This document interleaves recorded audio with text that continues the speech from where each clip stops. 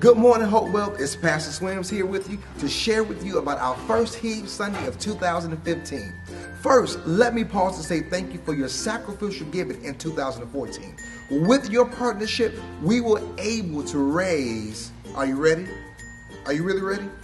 $8,038.99 for capital improvement. Let's give God a thunderous praise right there for that. That is certainly a blessing, and we could not have done it without you. Now, someone may be asking, what's capital improvement, Pastor Swims? Capital improvement is a fund that's used for the maintenance and repairs of our campus. It allows us to stay on top of repairs without falling behind due to lack of funds.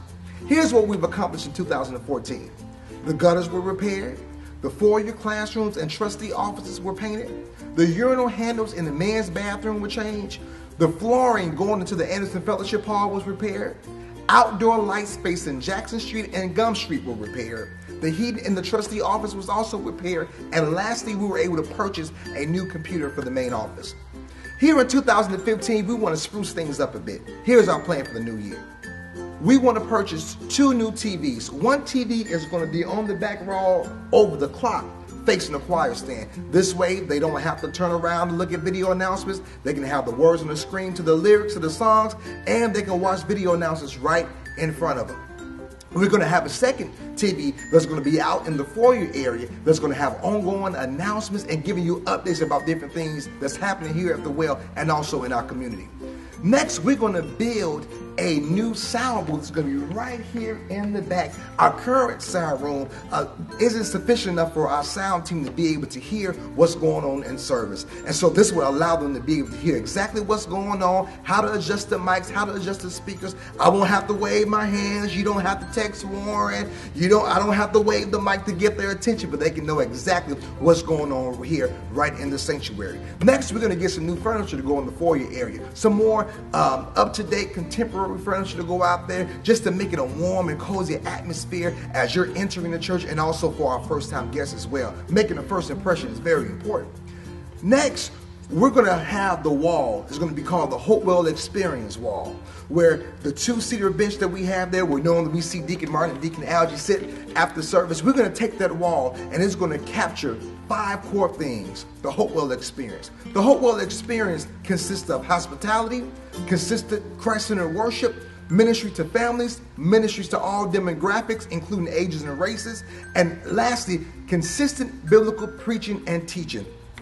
Let's talk about these for a second. Hospitality. We want to make sure that we are a loving church, that whether you are a member, whether you're visiting for the first time or for the 100th time, we know soon you're going to join. We want to make sure that you come to a place that's loving. That's why we have our parking lot attendants. That's why we have our greeters and our ushers, because we want to make sure that your first time here or your second time here is always inviting and engaging.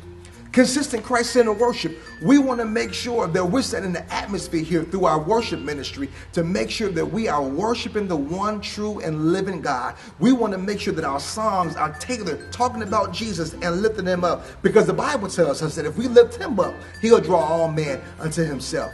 Next is ministry to families. We want to make sure that when people here at the well, and also who are coming visiting the well, that there's something for everybody. Whether you're a married couple, whether you're singles, we're working on it. Whether you have kids or whatever the state may be, we want to make sure that we have ministry here for you.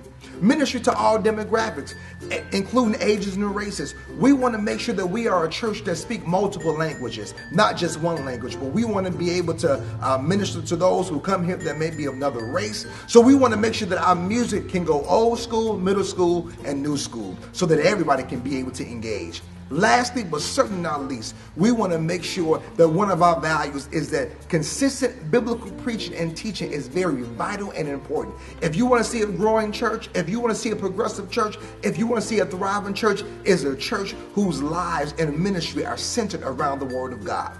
And so the purpose of the Hopewell Experience Wall is that we are going to show them what they're about to come into the sanctuary to experience by pictures on the wall. So there's going to be pictures on the wall capturing different moments of hospitality, different moments of worship, different moments of ministry to families, different moments of preaching and teaching of the Word of God. So it's going to be amazing. And lastly, there's going to be a special treat that you're going to love and appreciate.